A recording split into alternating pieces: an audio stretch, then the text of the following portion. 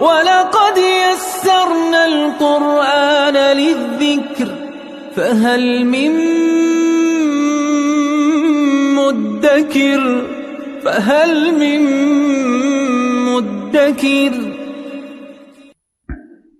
اعوذ باللہ من الشیطان الرجیم بسم اللہ الرحمن الرحیم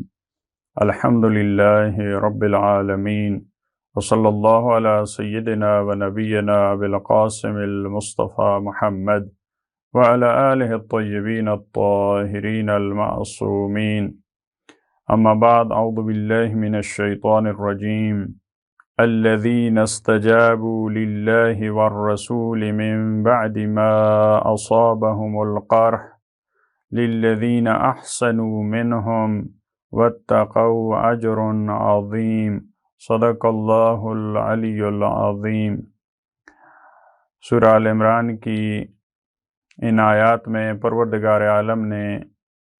جنگ احد میں اپنی جان کی بازی لگانے والے، جنہوں نے رسول اللہ کا دفاع کرتے ہوئے اپنی جان دے دی، اور تاریخ کی روشنی میں وہ انصار عظیم ہستیاں تھیں زیادہ جنہوں نے قربانی دی۔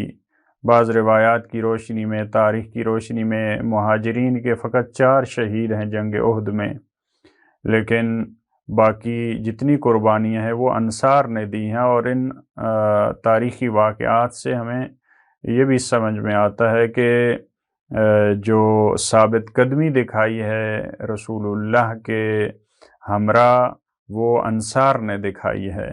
کیونکہ جو ثابت قدم رہتا ہے، جو اپنی جان کی بازی لگا دیتا ہے، اسے شہادت ملتی ہے، خصوصاً جنگ احد کے حالات میں۔ اور مہاجرین کی کم تعداد تھی جو ثابت قدم رہی، اسی وجہ سے رسول اللہ نے مختلف ادوار میں، مختلف اوقات میں جو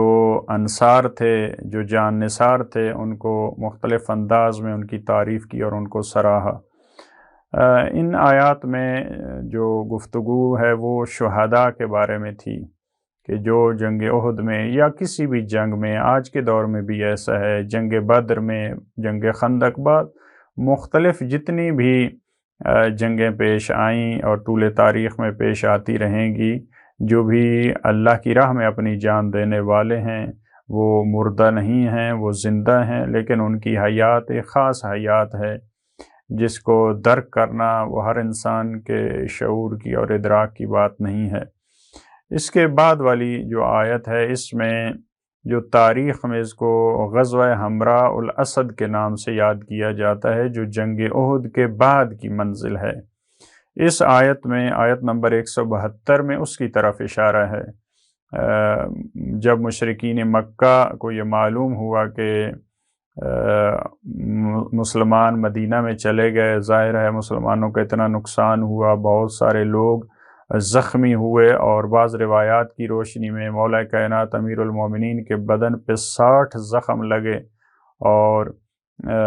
کوئی ایسا بدن کا حصہ نہیں تھا جس پہ زخم نہ ہو۔ تو آپ دیکھیں جب امیر المومنین کے بدن پہ اتنے زخم ہیں تو پھر دوسرے افراد کی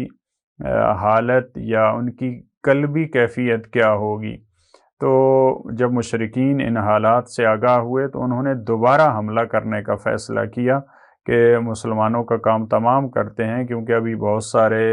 لوگ شہید ہو چکے ہیں، بہت سارے افراد زخمی ہیں، تو اب مسلمانوں کا خاتمہ کیا جا سکتا ہے۔ تو رسول اللہ نے یہاں پہ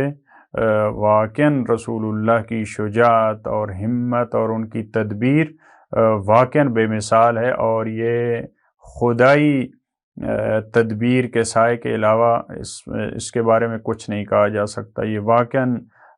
ڈائریکٹ وحی الہی کے سائے میں رسول اللہ یہ قدم اٹھا رہے تھے۔ اگر کوئی عام فرد یہ ہوتا تو اس کے لیے یہ ممکن نہیں تھا کہ انہی زخمی افراد کو پھر سے آمادہ کرنا اور مشرکین کے مقابلہ کے لیے مدینہ سے نکلنا۔ اور بعض نے کہا کہ 8 میل تک رسول اللہ نے مدینہ سے نکل کر کفار سے مقابلہ کرنے کے لیے اپنے آپ کو آمادہ کیا۔ اور جب مشرکین کو معلوم ہوا کہ مسلمان اور رسول اللہ کا اتنا محکم اور مضبوط ارادہ ہے، اتنے زخمیوں کے باوجود ہمارے مقابلے کے لیے نکلے ہیں، تو انہوں نے پھر پسپائی اختیار کی اور نتیجتاً مسلمانوں کو اس میں فتح نصیب ہوئی۔ اس کی طرف اشارہ کیا اس آیت میں، فرمایا الذین استجابوا للہ والرسول، وہ لوگ جنہوں نے اللہ کی آواز پہ لبیک کہی، رسول اللہ کی آواز پہ لبیک کہی۔ استجابت، جب کوئی انسان کسی کو پکارتا ہے تو اس کے جواب میں جو انسان آمادگی کا اظہار کرتا ہے اس کو استجابت کہا جاتا ہے۔ استجابت دعا، استجابت دعوت، یہاں پہ رسول اللہ کا بلانا، اللہ کا بلانا جنگ کے لیے، جہاد کے لیے، اور مسلمانوں کا لبیک کہنا۔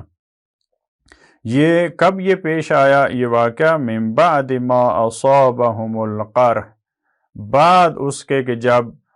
ان کو زخم لگے، جب وہ زخمی ہو چکے تھے۔ پہلے قرح کا معنی کر چکے ہیں، جو انسان کے بدن میں زخم لگتا ہے، تیر کا، تلوار کا، نیزے کا، کسی بھی چیز کا، اس کو، اس مصیبت اور اس سختی کو اور زخم کو قرح کہا جاتا ہے۔ احد کے میدان میں زخم لگنے کے بعد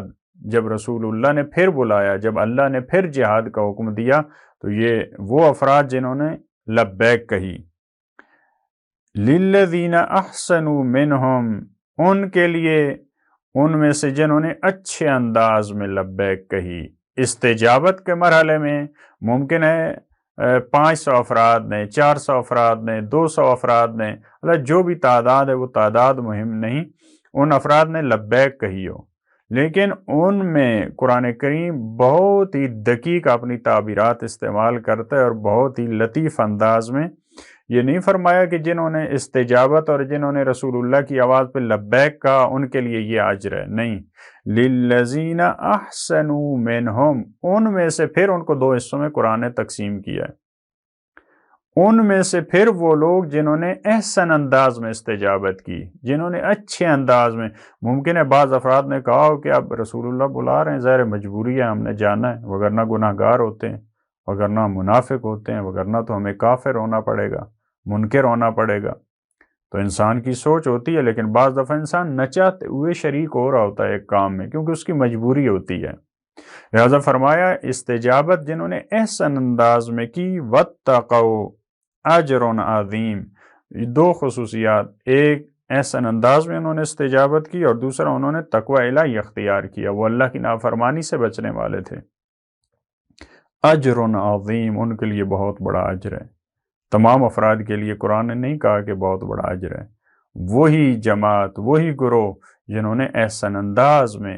جو موت کی تمنا رکھتے ہوئے، جن کی یہ تمنا تھی کہ ہمیں وہاں شہادت نہیں ملی، اب ہمیں شہادت ملے گی، جو یہ تمنا رکھتے ہوئے، جو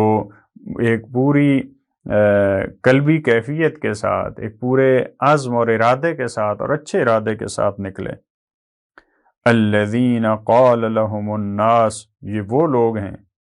کہ جب ناس، یعنی جب لوگوں نے، یہاں پہ ناس کا مطلب منافقین، ناس کا لفظ قرآن کریم میں مختلف معنی میں، عام اس کا مطلب لوگ ہیں، لیکن کبھی اس کے جب لوگ اور ناس کا لفظ استعمال ہوتا ہے یعنی مومنین، کبھی استعمال ہوتا ہے تو منافقین، کبھی استعمال ہوتا ہے تو کافرین،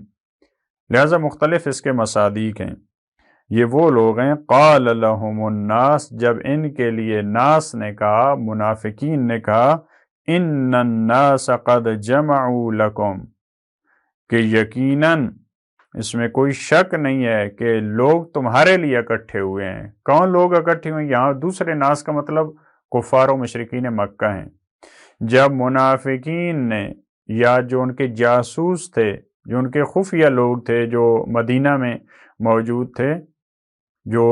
یہاں کے حالات کی خبر دے رہے تھے کفار اور مشرکین کو، یا ضعیف ایمان والے لوگ ہو سکتا ہے، مراد منافق مراد ہو سکتا ہے،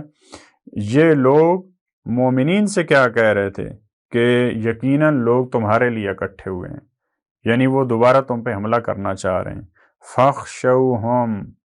آپ ان سے ڈرو، یعنی آپ ان کے مقابلے کے لیے نہ نکلو، پہلے تمہاری یہ حالت ہے، پہلے تم نے اتنے شہید دیے ہیں، پہلے تمہارے پاس اتنے زخمی ہیں، لیکن مومنین کی حالت کیا تھی؟ فَزَادَهُمْ ایمانا، ان کو ڈرایا جا رہا ہے کہ دشمن کی بہت زیادہ تعداد ہے، اس کے پاس بہت زیادہ اسلحہ ہے، وہ تم پہ حملہ کرنا چاہتا ہے، اس نے دوبارہ لشکر کو جمع کیا ہے، لیکن ان کے ایمان میں کمی نہیں آئی، ان کے ایمان بڑھ رہا ہے۔ جو مومن ہوتا ہے، جو حقیقی پروردگار سے عشق کرنے والا فرد ہوتا ہے، جتنی مشکلات آتی ہیں اس کے ایمان میں اضافہ ہوتا ہے۔ جیسے سید الشہداء کے بارے میں موجود ہے کہ کربلا کے میدان میں جتنی مصیبتیں بڑھ رہی تھیں، سید الشہداء کی جو ایمان کی منزل تھی، جو ان کے چہرے کا جلال تھا، اس میں اضافہ ہو رہا تھا۔ ایسا نہیں ہے کہ غم اور اندوہ کی کیفیت بڑھ رہی تھی، قربانی جیسے بڑھ رہی تھی، نہیں، کیونکہ مومنین جو ہوتے ہیں، جو کامل ایمان والی شخصیات ہوتی ہیں، ان کا ایمان بڑھ رہا ہوتا ہے۔ وَقَالُوا حَسْبُنَا اللَّهُ، اور ان کی زبان پہ یہ تھا کہ ہمارے لیے اللہ کافی ہے۔ وَنِعْمَ الْوَكِيلُ، اور وہ بہت ہی بہترین وکیل ہے۔ وکیل جو انسان کسی اور انسان کی نیابت میں جب کام کرتا ہے انسان، تو اس کو وکیل کہا جاتا ہے۔ میں ایک کام خود نہیں کر سکتا، کسی اور کو اپنا وکیل بناتا ہوں کہ آپ میری طرف سے یہ کام انجام دیں۔ انہوں نے کہا پروردگار ہمارا وکیل ہے، یعنی ہماری نیابت میں پروردگار ہمارے کاموں کو، ہم نے اپنے کام اللہ کے سپرد کر دیے ہیں، وہ ہمارے کاموں کو آگے بڑھائے گا، ہمارے لیے وہ کافی ہے۔ ہمیں کفار اور مشرکین کے مقابلے میں کسی اور چیز کی ضرورت نہیں ہے۔ اگر اللہ ہمارے ساتھ ہے، اگر پروردگار ہمارے ساتھ ہے، اگر اس کی نصرت شامل حال ہے، تو ہمیں کسی چیز کا ڈر نہیں ہے۔ پروردگار عالم ہمیں بھی ایمان کی یہ منزل عطا کرے کہ جتنی مشکلات ہوں، جتنی سختیاں ہوں، جتنا بھی دشمن ہمارے مقابلے میں اپنی تعداد کو بڑھا لے، اپنے اسلحے کو بڑھا لے، خدا ہمیں بھی توفیق دے اور ہم ایمان کی اس منزل پہ فائز ہوں کہ ہم بھی کہیں حسبنا اللہ و نعم الوکیل۔ اللہم صلی علی محمد و آل محمد۔